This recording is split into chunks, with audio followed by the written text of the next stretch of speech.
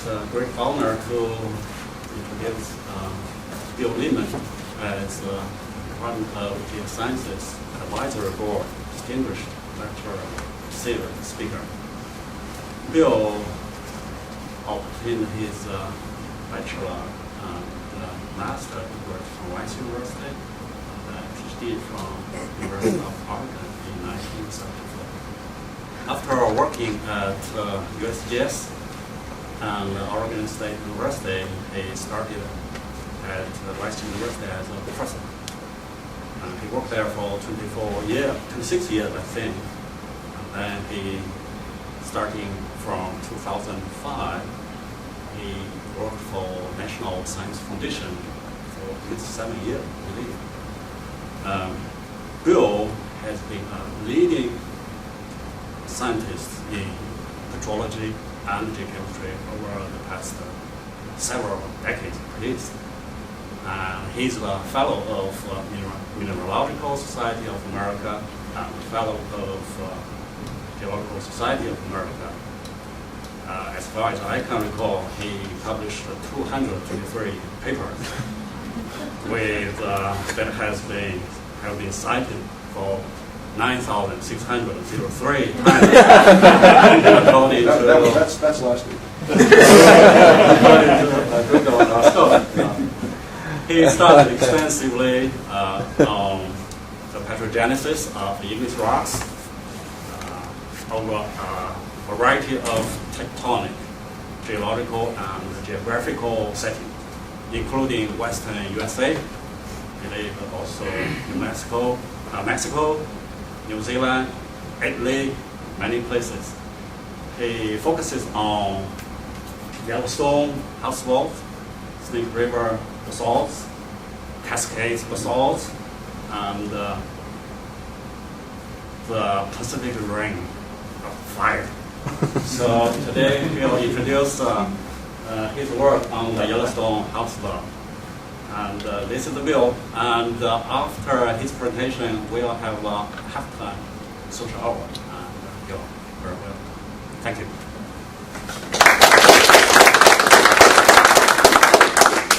Kill the lights. Well, I don't have much time left after all that lengthy introduction, so I will try to get through this talk. This is a long-term passion of mine. I've worked in this region for many years, and you'll see some references to the work, and I've got a few papers at the end. That most of my work on this is on ResearchGate, so if you want to access any of the papers, I encourage you to go there. I'm looking for my name on the ResearchGate, and you can pull them down. They're all available by PDF. All right, so the general setting. A lot of you guys, I don't know if you've been past, how many of you have been west of the Mississippi River, but out there it's wild and crazy. And this is what it looks like from space. And you can see some of the physiographic provinces, the Sierra Nevada over here, my pointers ad-libbed here, Cascades up there, Columbia Plateau, Columbia River basalt, we're putting Yellowstone, which is the subject of this, and to the south, the Basin and Range province, which you can see is a very fragmented region that's pulling apart as we speak. And yet, Snake River Plain is clearly an anomalous feature in that complicated region. You can see it in the topography, the upper left. You can see it in the seismic velocities. That this is just one slice from older paper, but you can see that the velocities are in red. The Yellowstone area signify slower velocities, and therefore probably hotter material and possibly melt. You also see that in the gravity and magnetic data, in this case the magnetic intensity data, these whopping anomalies that sort of follow the Snake River Plain and are consistent with increasing magnetization and increasing mass beneath the whole province. And it kind of propagates all the way back to essentially down into the southwest corner of Idaho. There's a strange little western arm of the Snake River Plain that is more like a graben, and I personally don't think it has anything to do with the track of the hotspot, but it's a consequence of probably continued basin and range extension. And then over here, the Columbia River basalts, which are around 16, 17 million years for the oldest ones, very voluminous outpouring of magnetism, and it's from that broad event that the Snake River Plain then developed this chain of these little blue things are kind of silicic volcanic centers, Yellowstone being the youngest. And they define what people have called the hotspot tract. And, to kind of add icing to the cake, a few years ago, a number of groups have, this is just one example, have done seismic tomography imaging beneath Yellowstone, and they propose that there's a cylindrical, roughly kind of a tube of lower velocity material that propagates downward from Yellowstone into the upper mantle. And many people say, oh, this is the plume, okay, or a plume tail, maybe. That's hotter material. But none of these papers, to this date, really have come up with any sort of a convincing or satisfying way to explain all of these features and the actual production of the magmas in the Snake River Plain. So this is one of my passions, and I hope to at least show you some of the problems and pitfalls and where we stand in the understanding. So now the question is, where did the plume really start? And if we have a plume, and so this is a series of slides, time slices from a paper by Wells and others, focused on Soletzia, which is the Oregon Coast Range block, which is thought to be the product of a hotspot magmatism out on the Farallon Plate when it was subducting off North America.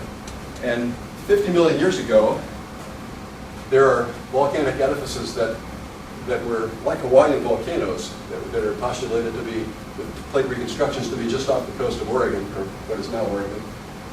And then these things were abducted onto the continental margin and became part of the Oregon Coast Range. So many people think that was the oldest ramification of this so-called Yellowstone hotspot.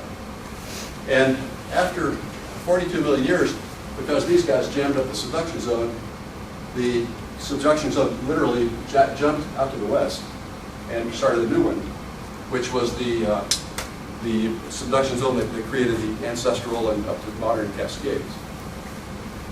And so these slides just show later time slices. Well, around 16 million years ago, there was this vast outpouring of Columbia River basalts.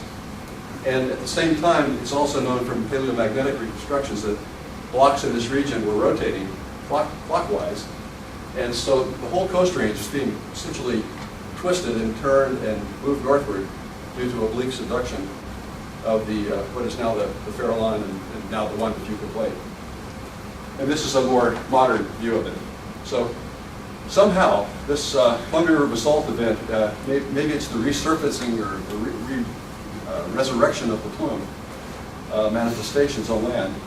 And there was thought to be sort of a gap in productivity that might have been attributed to the presence of this subducting slab. So the exact origin of what caused the CRB remains debatable, but it's clearly timing-wise related to this tectonic transition.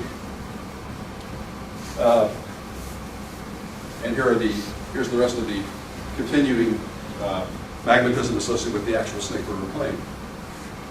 All right, well, so one of the ideas is that a number of papers have come up with an idea like this, that the slab underwent some kind of a rupturing event around 16 million years ago, and that was the allowed mantle to kind of sweep up through the ruptured Farallon plate, and somehow this triggers the magmatism that produced the Columbia River basalts. But I think the consensus of all these studies is that was, if there was a plume head at all, this was the moment when it manifested itself most directly. And the magmatism associated with the Snake River Plain Yellowstone can only be related to what is the trailing tail of the plume after, so it's a smaller volume upwelling beneath that region. So here's kind of what the salient features look like in my view, my cartoon. We have something, if we have an upwelling, which the seismology suggests we have, it's in this region and probably dragged off to the west by motion in North America in that direction. And we suspect that there's a partial melting zone somewhere in this region. It shows up in the seismic tomography. It has low velocity. We also have a continental lithosphere. This is kind of an important part of the story. We know it was thicker. We don't know exactly how thick. Various estimates suggest it might be 200 kilometers or more in thickness over the Yellowstone, Wyoming region. What its actual configuration is to the west is not sure, but it's pretty clear that there's accreted terrains to the west that were all of oceanic character that were rafted in and accreted to the continental margin sometime after the late Precambrian, and they include blocks as old as the Permian, Jurassic, Cretaceous, and so on. And they were all formed in an oceanic setting. So we know that the lithosphere in this region has to be dramatically different from that to the east. And so I would call this cratonic lithosphere, and this accreted stuff would be more like oceanic lithosphere, but lots of little blocks that have been accumulated in that region. Okay, that's the basement of the structure on which everything else is kind of hinges.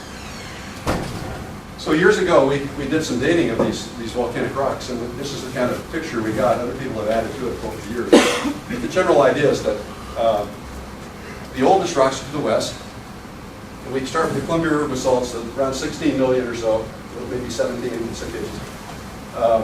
And then everything associated with the Snake River Plain it's progressively younger to the east.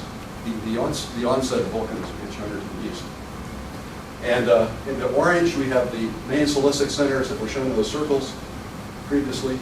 And in the yellow, we have what I would call out-of-sequence rhyolites that don't fit the age pattern very well. And then we also see that in Hatcher patterns, the onset of basaltic magnetism, and you can see very clearly that basaltic magnetism doesn't happen very often during the main silicic phase. That's delayed for some reason. But once it comes on, it can then continue almost up to the present in any one place in the Snake River Plain. And I'm going to talk about some data from this little area here. I call it SKIP, Spencer Kilgore Island Park. So just remember where that is. So here we are looking at these silicic centers again. And just for convenience, I've kind of shown the centroids of these different centers. I have to stress very quickly that most of these are not well-developed calderas or circular structures that one would think of as a caldera. They're inferred. The only place where we really have a clear idea of the structure is the Yellowstone Plateau, and maybe to some extent around Izzy, which is this one. And everything out to the west, because of lack of good exposure, we really can't define the configurations that well, but this is how people generally tend to map them. And I show these centroids because the next slide makes the point that, well, sorry, let me go back. I want to talk about these out-of-sequence things for a moment. One other thing on this diagram is the vector motion of North America, which is in this direction. You can see the eastern Snake River Plain follows it pretty closely. There seems to be a little dog leg here. That's important. And then we have this thing called the 706 line, which is an isotope boundary measured originally in the granites in that region, but also the Cenozoic volcanics. Everything to the east has higher strontium 8786, and that's attributed to the presence of this older cratonic basement. And the sources of the magmas to the east come from a more radiogenic, older type of source, whereas everything to the west is more oceanic, less radiogenic strontium. We also have inferred or know that there's actually Archean basement east of this dashed line and north of it here. And that's verified by surface outcrops, but also by crustal xenoliths, where we find Archean granulites in some of the lava flows. And we now think that this probably extends almost to the Idaho border, because we have found Paleoproterozoic, at least, inherited zircon from some of the granites out that far west. Now back to this is kind of a minor but important point. The out-of-sequence business about whether these things follow an ice age progression or not. Well, it turns out at certain points in time, particularly in this 10 to 12 million year range, there was actually very widespread silicic volcanism all the way from Pocatello to essentially the Idaho border on the west. And so if we try to attribute this silicic magnetism to some kind of a hotspot related process, it doesn't seem very focused. And I want to come back to that. There must be other processes that are going on that cause the magnetism to be more diffuse and not focused like it is in Hawaii.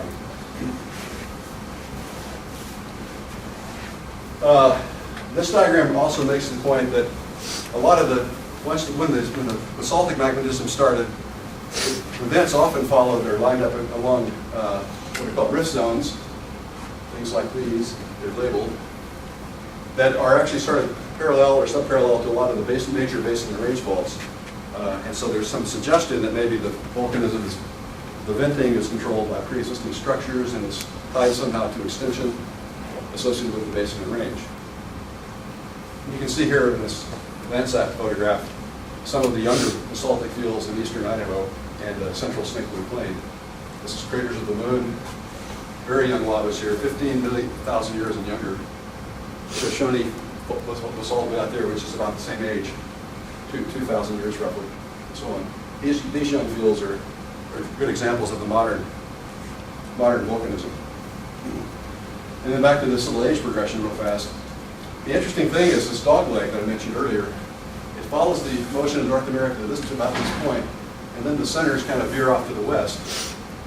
And the dotted line would show the continuation of the trend if everything followed the North American motion vector.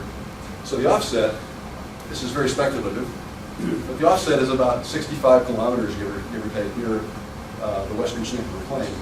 And so that could be explained by greater extension in that region. So basin and range style extension of that magnitude would account for the offset of those centers if the centers really mean something.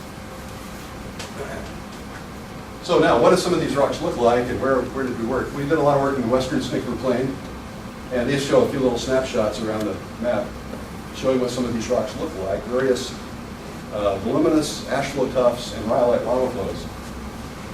And we did a lot of work in this particular region.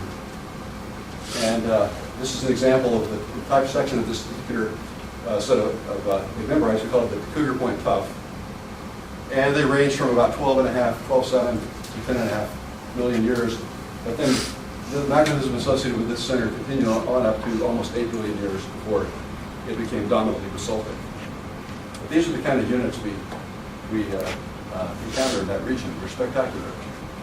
And that exposure is well over 1,000 feet thick. And at the other end of the track, we had Yellowstone, which you're probably more familiar with. And the caldera system there is kind of a series of nested calderas, from which 3 major tuffs and a number of smaller ones and many lava flows erupted. And the volumes are kind of illustrated here. Some of them are quite large, and all of these we would call, or most of these we would call, supervolcano type eruptions. Here's an example of the Mesa Falls tuff where you can see really nice airfall deposits grading up into pyroclastic flows and the more welded stuff at the top. Oops. And actually, this is rare, but at Yellowstone, there actually are 2 or 3 lava flows of basalt. There are a couple of examples that are 2.2 and 1.3 million years old. This one is very anomalous in its chemistry, but basaltic magmas are apparently present during the early Silicic stage. They just don't erupt very often, and that's part of my story. And toward the end, even in the eastern Snake River Plain, there are a number of very late rhyolite dome structures. This is Big Southern Butte, and there are 2 or 3 others that are very young. In this case, 0.3 million, and it's very high silica rhyolite. A little bit different from the ignimbrites that we saw earlier, but nevertheless, rhyolitic volcanism continues right up to almost the present. And the Snake River Plain itself, for a hydrologist, you might like this. This is basically based on well data of the Snake River Plain aquifer, but this kind of shows that the thickness of basaltic magmas that have accumulated in the Snake River Plain. As time progressed and the magnetism progressed, the region subsided and was a catchment basin for sediments and lava flows of basalt. And so it's very thick filling in the east part, and also to some extent in the graben-like western part. And the last point here is that the magnetism is decidedly considered on a volumetric basis, very bimodal basalt rhyolite. There's hardly any intermediate composition magmas erupted, with a few exceptions like craters of the moon lava field, where we actually get a range of highly differentiated lavas, and also from that skip area that I showed you earlier, we see some of these things. There are 2 or 3 places around the Snake River Plain where these things do emerge, but volumetrically they're just a whisper compared to the rest. So we've got to basalt rhyolite association, and we think that the timing of I think the timing of the magnetism is controlled to a large extent by the crustal and lithospheric structure. And the bottom line is that the basaltic magmas are so dense relative to the crust that they rarely make it through during the early phase of magnetism. And they get trapped in sills and intrusive bodies, and if they then in turn melt part of the crust, they may even melt part of the intrusive bodies to produce the silicic magmas that make the supervolcanic eruptions. And only after the crust has been sufficiently densified by this process is it easy for basaltic magmas to make it all the way to the surface. So it's kind of a magma hydrology in a sense, is how we look at it. Yeah, we did some calculations. I'm going to just show you a kind of a summary slide as to how much basalt would really have to be in place to account for all the rhyolite that we see. So we just made the assumption that we did this in two different ways, but the bottom line is if basalt provides the heat, and we can estimate how much rhyolite there is, then we can estimate how much heat is required, and then indirectly how much basalt would produce that heat. So that's what we've done, and we came up with this kind of a cartoon view of what the effect would be. It turns out if we start at the western Schnickefer Plain and we let the process run from 12.5 up to 8 million years, the age of the Bruin Center, to account for all of that rhyolite, we have to cumulatively place almost 10 kilometers of basalt into the crust. That means we're really modifying the crust. And so there's a couple of consequences. One is there's a room problem. Where does it go? And the crust, it turns out, is almost the same thickness across the plain. The thickness is slightly toward the west. But there's not very good seismic data on crustal thickness. And so I think that's an outstanding problem that needs to be looked at. But we think that and the crust is, and by the way, this I've drawn it at like the base of the crust in this cartoon, and it doesn't have to be at the base of the crust. It just has to be somewhere in the crust, and toward the lower part of the crust, perhaps. But the amount of magma that has to be added is quite substantial. Now that's back. Remember, I showed you a magnetic and a gravity or magnetic slide in the lower right, the second slide. That supports that idea, and then subsequent modeling of the density of the Schnickefer Plain anomaly by the Salt Lake City group, Bob Smith and his student Donasico and others.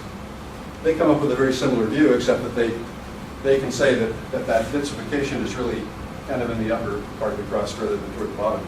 And that's perfectly consistent with what we calculated. We just didn't know where to put it. Now the gravity can be used to help fine-tune that. So, just a little summary slide to catch our breath. In oceanic hotspots like Hawaii, we see normally a fairly simple age progression of the volcanism. In the Schnickefer Plain, we see a lot of complications. There's sort of an age progression in the initiation, but then after that it unravels and becomes a little bit complicated. And then I mentioned this buoyancy question, what controls the ascent of the basaltic magmas to the surface? I think it's like a buoyancy trap in the crust that prevents early basalt eruptions, and yet, like you see at Yellowstone, there are occasionally basalts that get through, so they're there. And the other points are not too important at this stage. We'll just kind of skip those. So, some hypotheses. Okay, well, this is something that can be tested, and it will be in the future by others, I'm sure. But the continental crust acts as a density trap, and it affects the plumbing system and the rates at which magmas reach the surface. That's now been developed in more detail by Keith Turka at the Craters of the Moon, and we'll do some more work along these lines ourselves. And we make the assumption, and I think it's a pretty safe one, that it's basaltic magmas intruding into crust that are really driving this whole system. So then the question really is, what's the origin of the basalts? We have a lot of funny things going on in the shallower levels that are due to the presence of continental lithosphere as opposed to oceanic lithosphere. But the real fundamental thing that's driving this is this.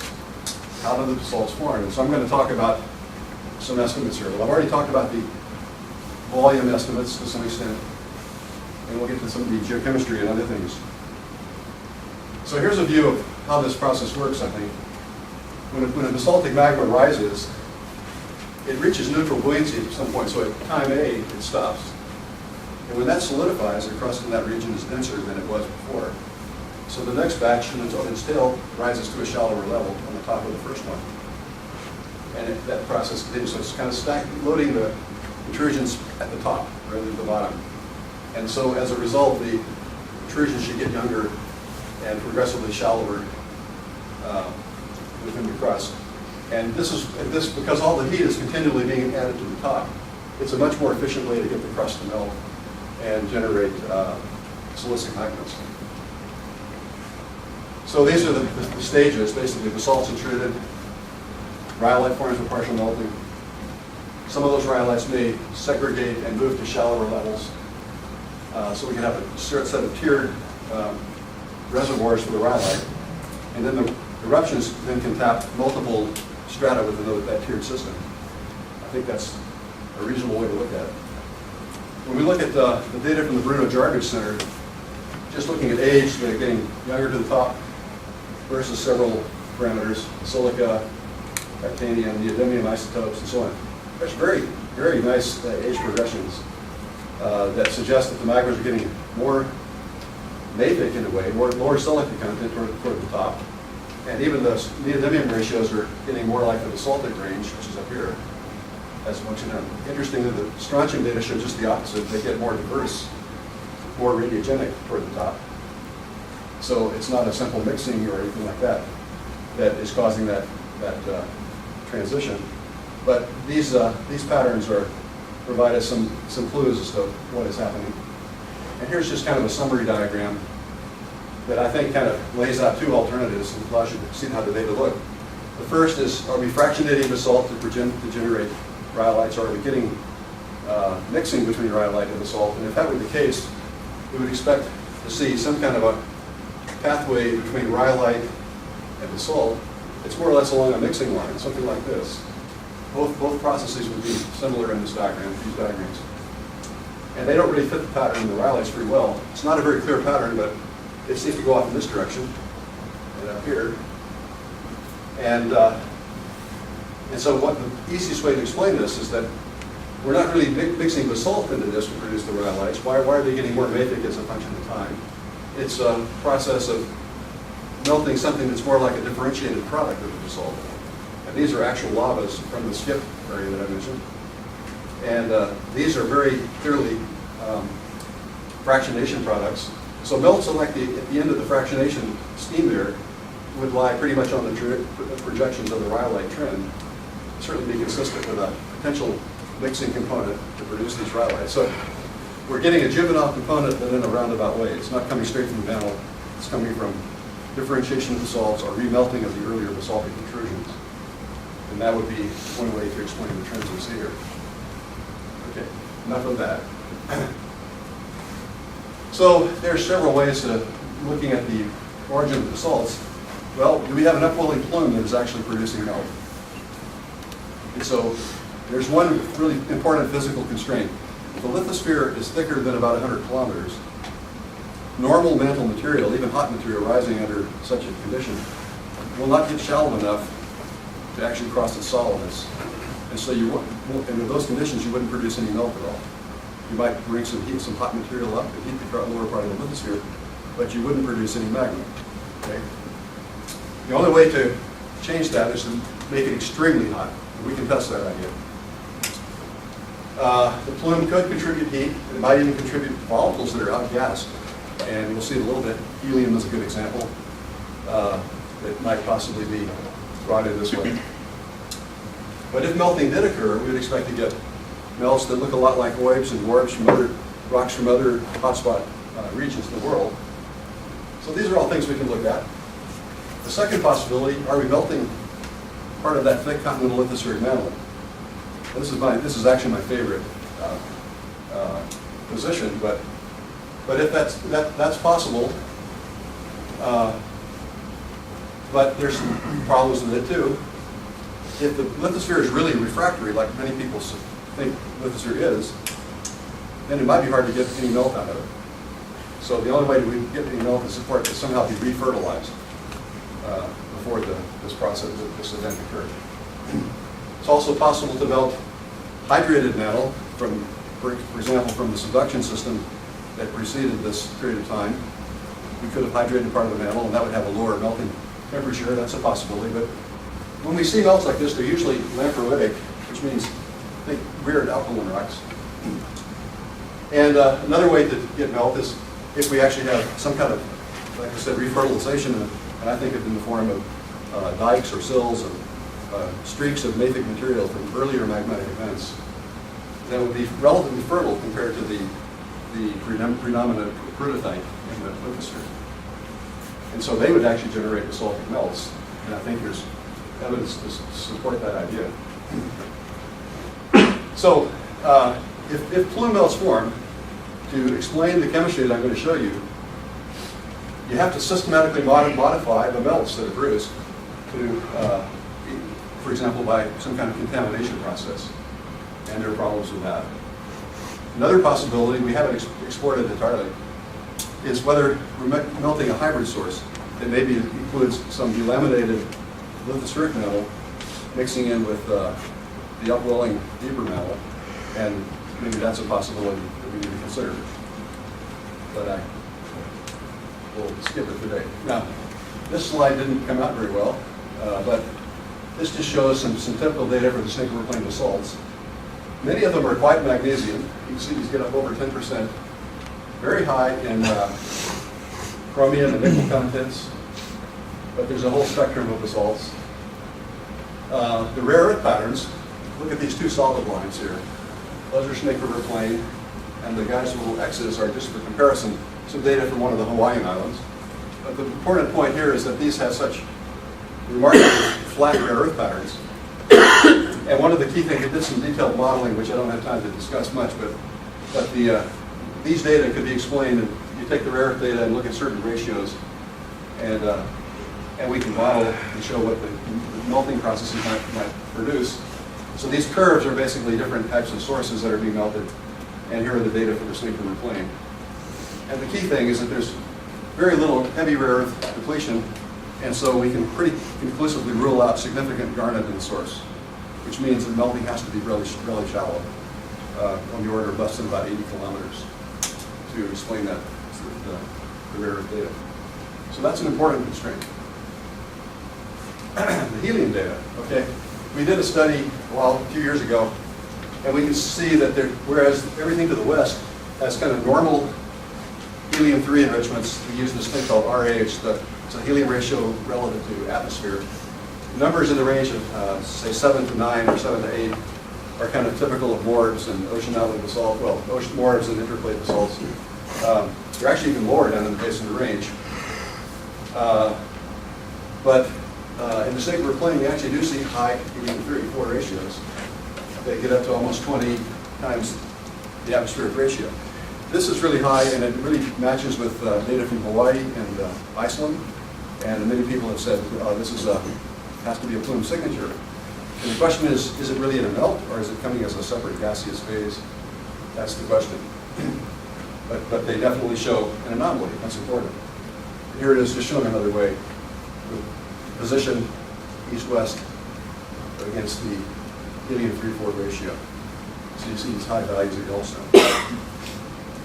All right, so let's look at some other data. Well, here's some selected isotope ratios. The big field, the big blob here is essentially all oceanic data.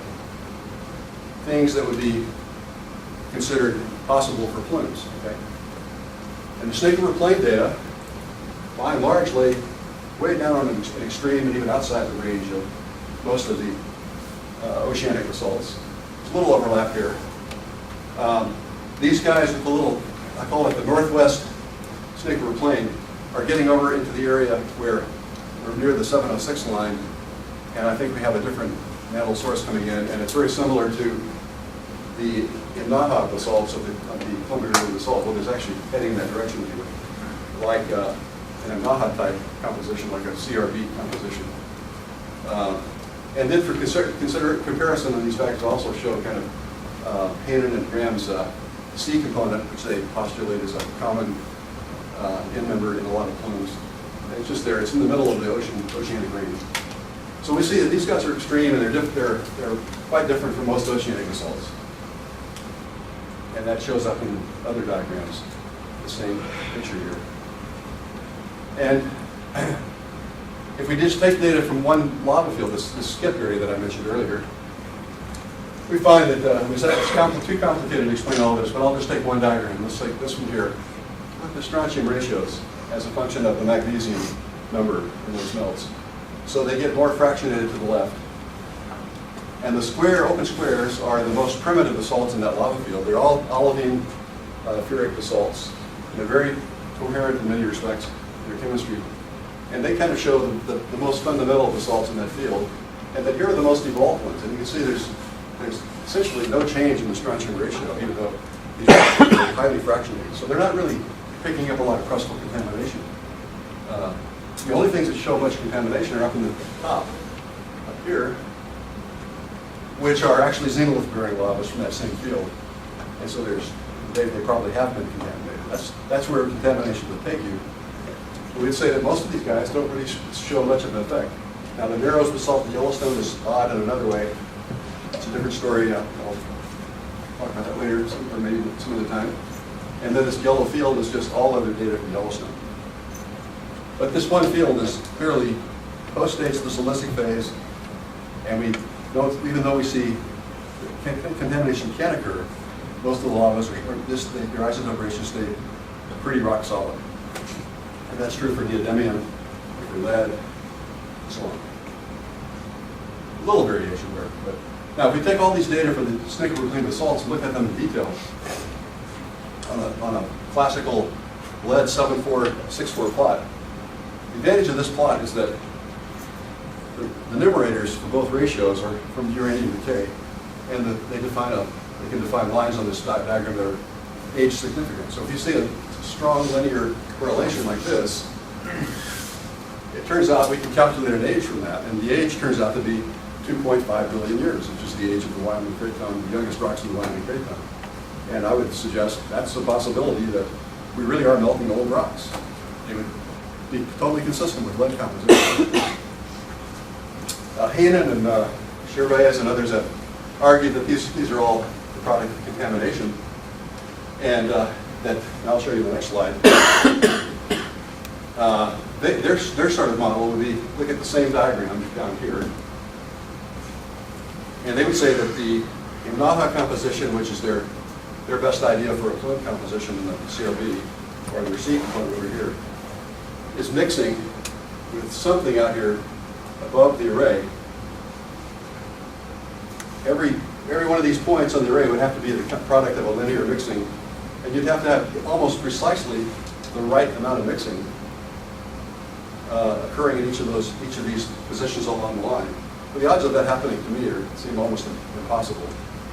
And you very rarely see samples that are shifted very far off the line that would lie along the more effective mixing one. So, for example, if the plume was really a dominant source, you'd actually like to expect to see points shifted much farther toward the plume.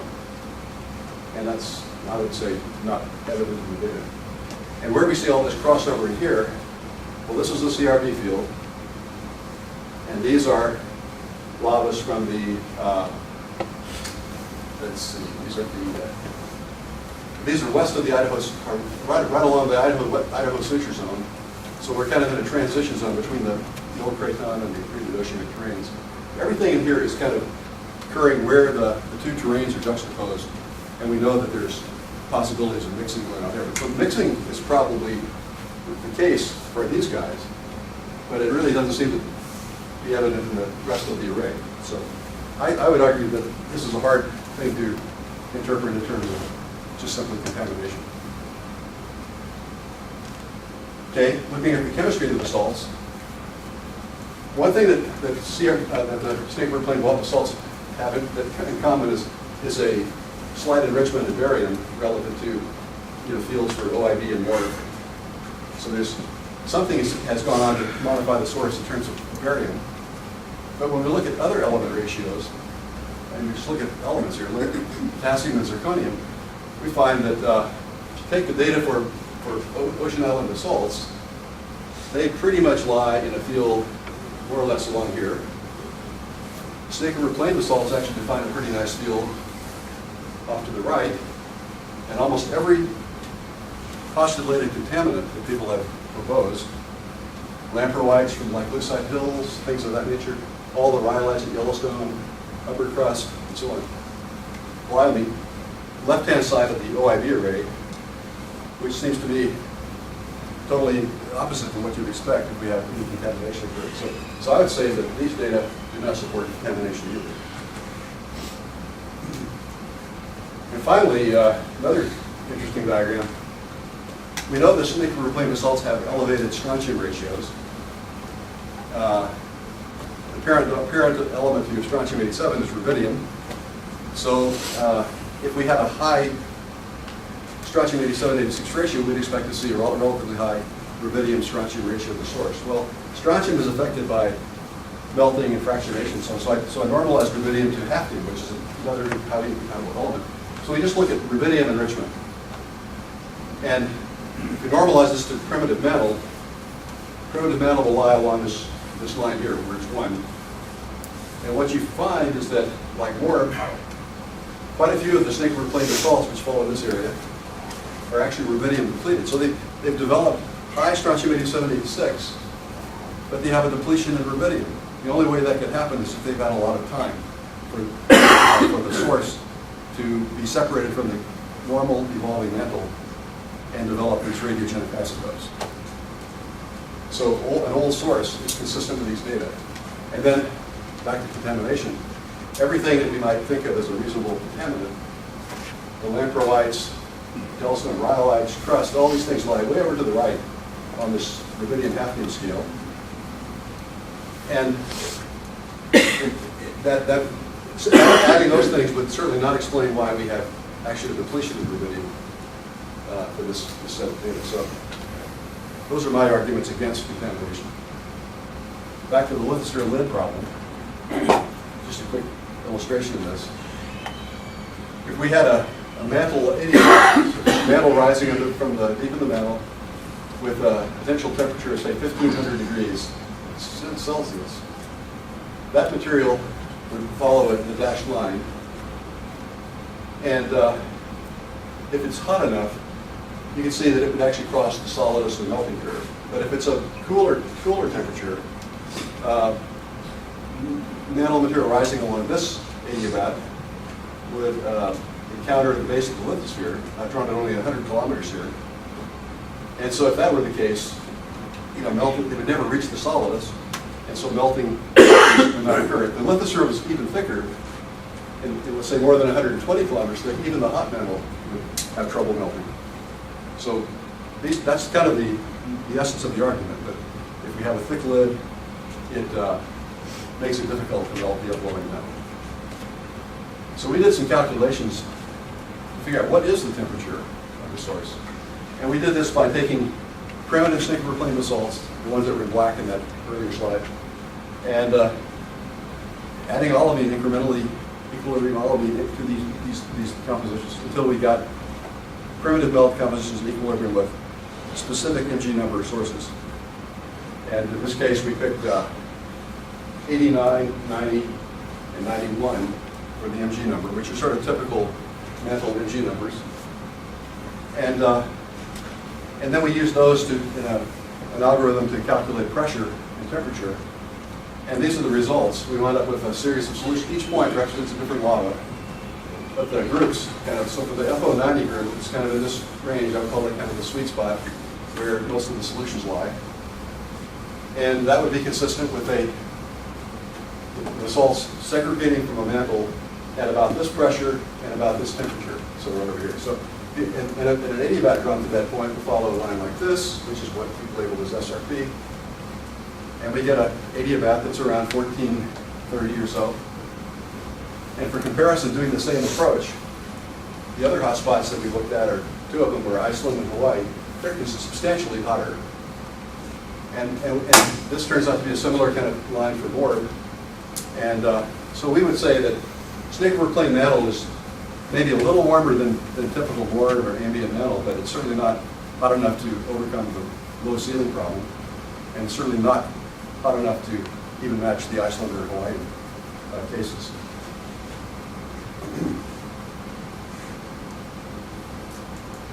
And as far as the melting depths are concerned, you've seen this diagram before in one form or another, but I just superimpose here seismic velocity data, tomography results for the eastern Snickerver Plain.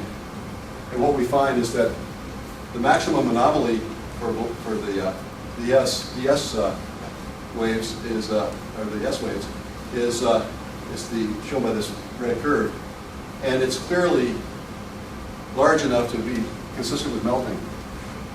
And relative to other types of settings like Hawaii, the dash line, tectonic North America, which is this line right here, and this blue line, and just a normal model mantle showing this line. There's a big anomaly, and where it's located is at depths in the range of between 50 and 100 kilometers. So that's consistent with the pressures and temperatures we've calculated. It's consistent with the rare earth data that I showed you, that melting really is occurring primarily in this range. And so then the implication is that, to me, is that it's a strong case that the lithosphere is the actual source root of this melting to explain the isotopes and all these other features. And that melting of a plume itself would be very hard to reconcile with all these observations. And this is kind of a late-breaking thing. I took these primitive Snickerver Plain basalt compositions, shown in open circles, and just there's a cluster of them on these various diagrams. And I've superimposed on them compositions of partial melts that have been experimentally produced from peroxenitic rocks. These are different peroxenites are used in different experiments, but from two different sources, these guys. And the arrows kind of show the effect of increasing melting for these different groups of peroxenites. But in some cases, you can see that very high degree melting of this particular peroxenite produces melts that are very close to the Snickerver Plain field in almost every one of these plots. I haven't really gone much further with this yet, but we're sort of looking at the possibility that we're not melting peridotite, but we're melting peroxenite or something like what I call the mafic globs within the old lithosphere to produce these melts. Okay, so recapping a little bit, arguments for a lithospheric mantle source. We have the lead array, the Archean age, the high strontium isotope ratios, the low RDSR. All the radiogenic isotopes actually are consistent with an ingrowth in an old isolated Archean source. We have some trace element data, particularly the potassium and zirconium that I showed you, that seems totally at odds with contamination.